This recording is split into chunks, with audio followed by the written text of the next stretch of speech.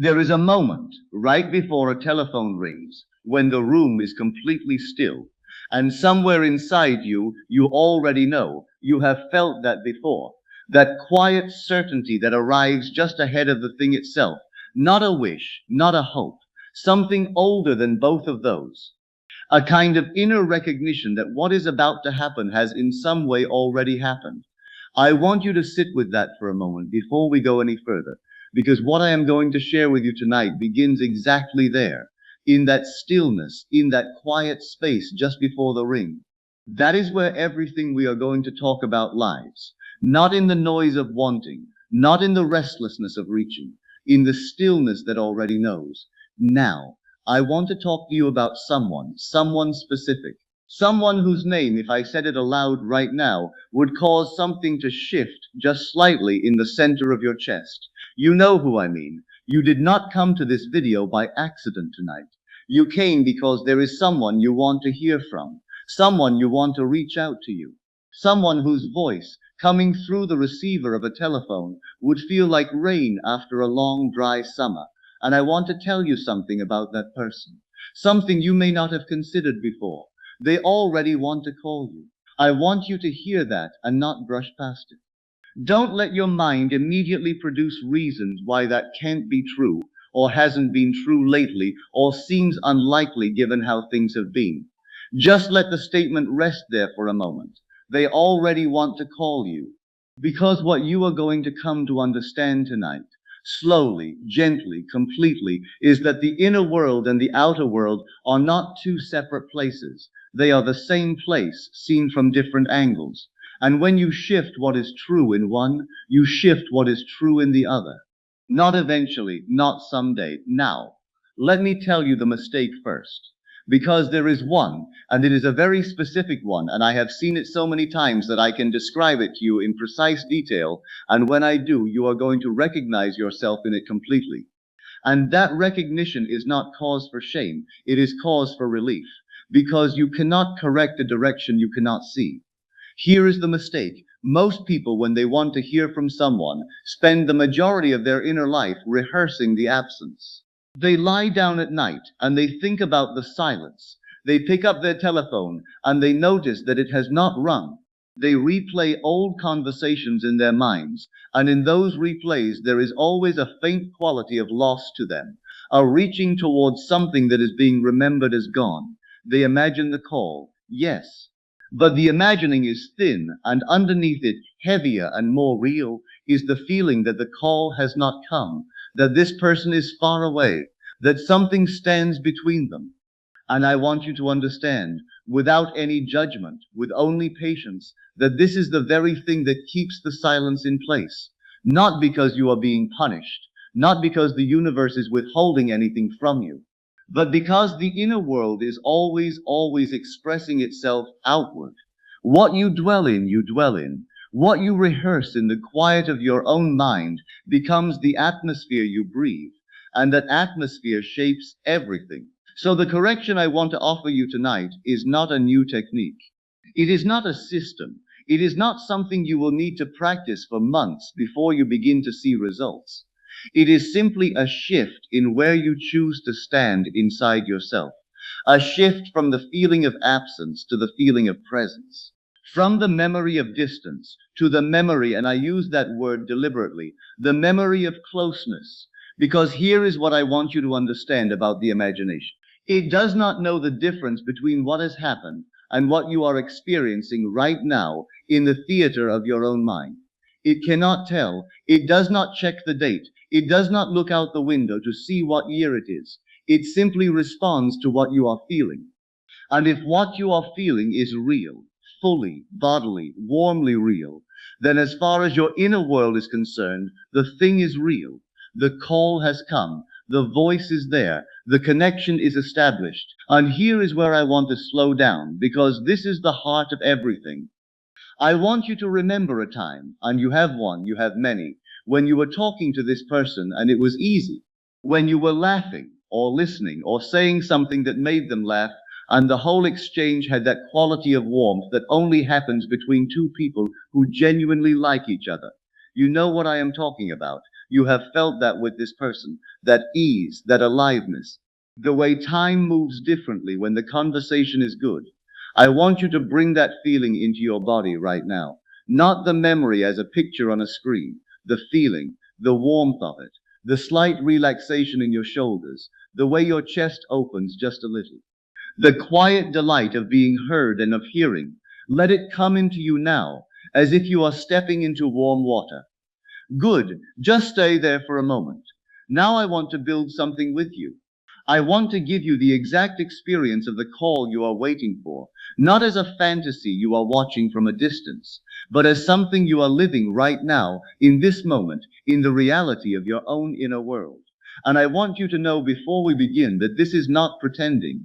This is not wishful thinking. This is the oldest and most natural form of creation there is. This is how every single thing that has ever entered your life first arrived, as a feeling held from the inside. So, your telephone rings. I want you to feel the sound of it, not see it, feel it.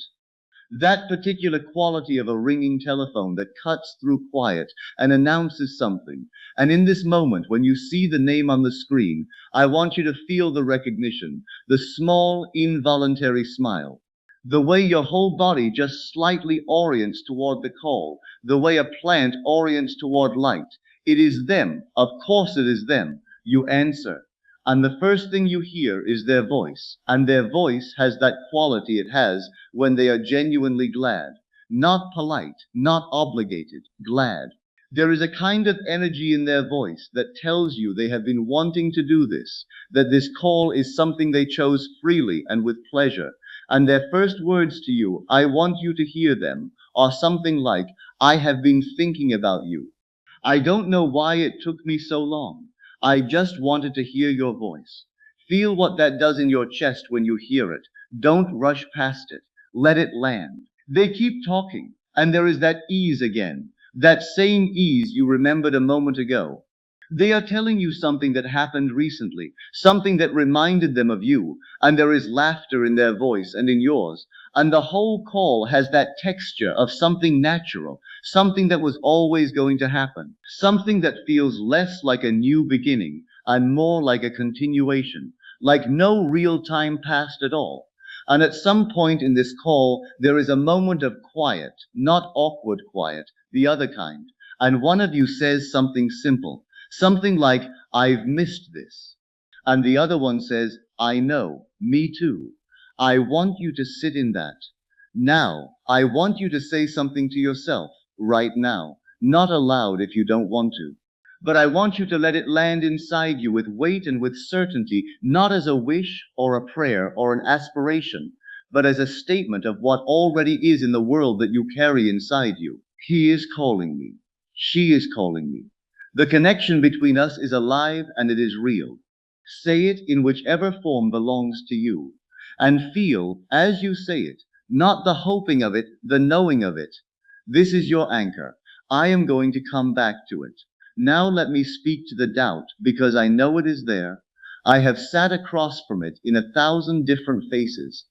It sounds like this, but what if they don't want to call me? What if things are different now? What if too much time has passed? Or too many things were said? Or not enough was said?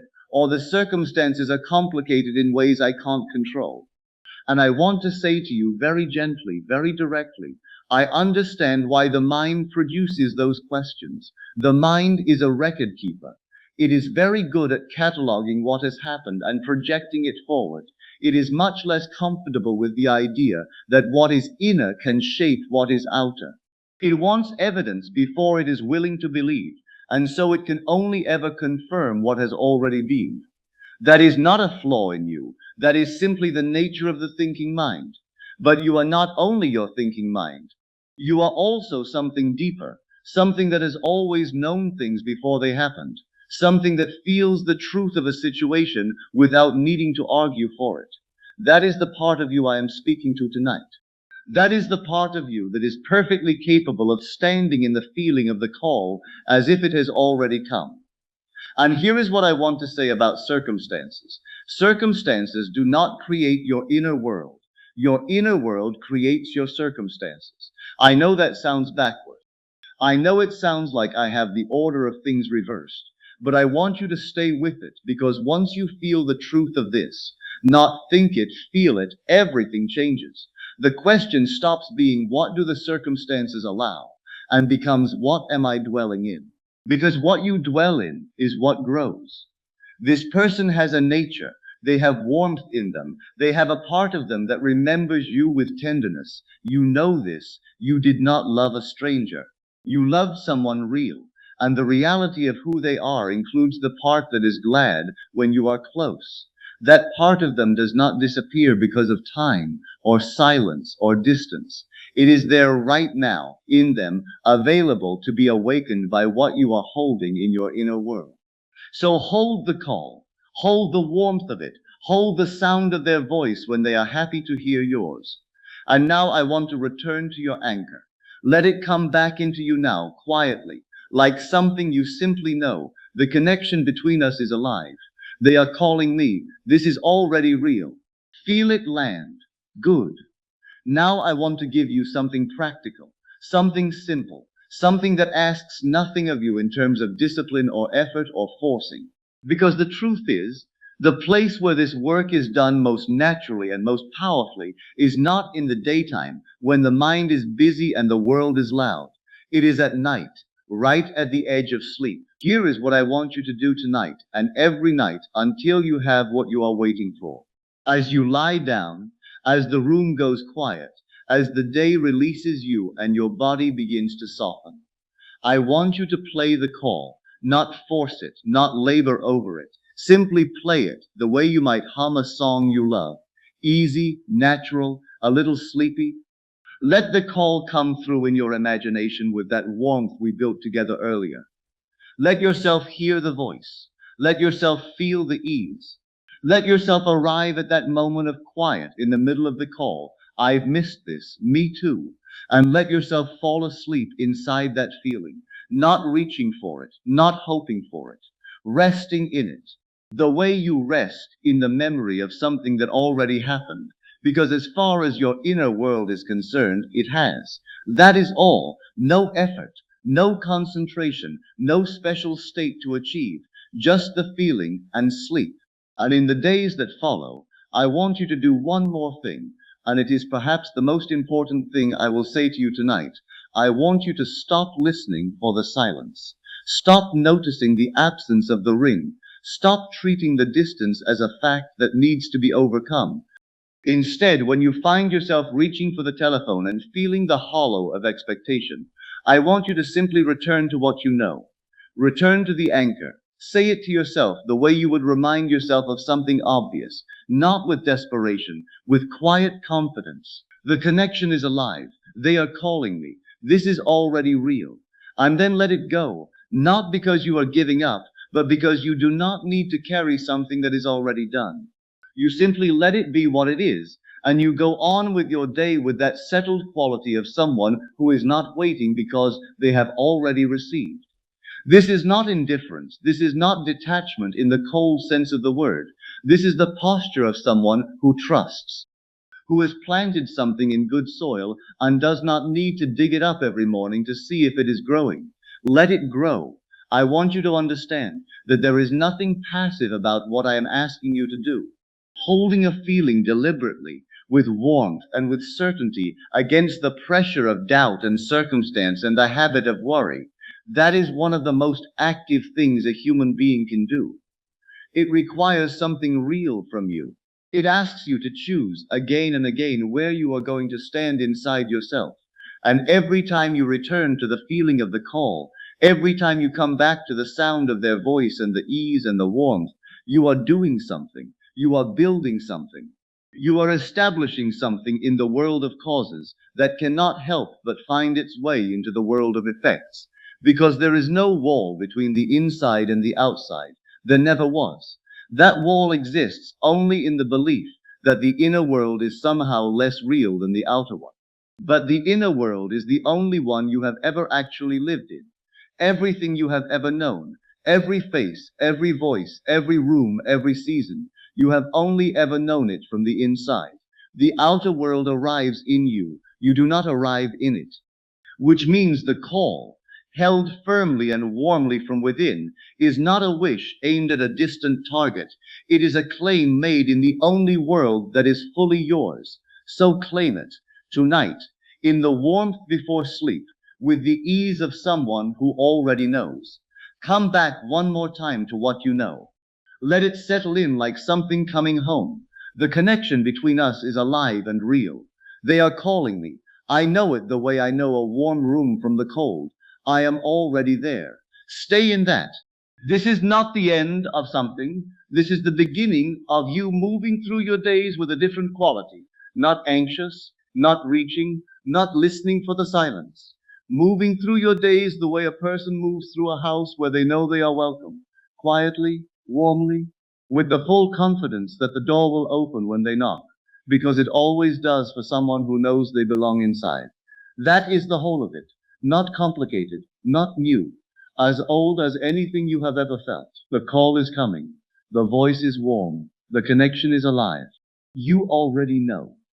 That's it for this video, my friends, and I'll see you next time.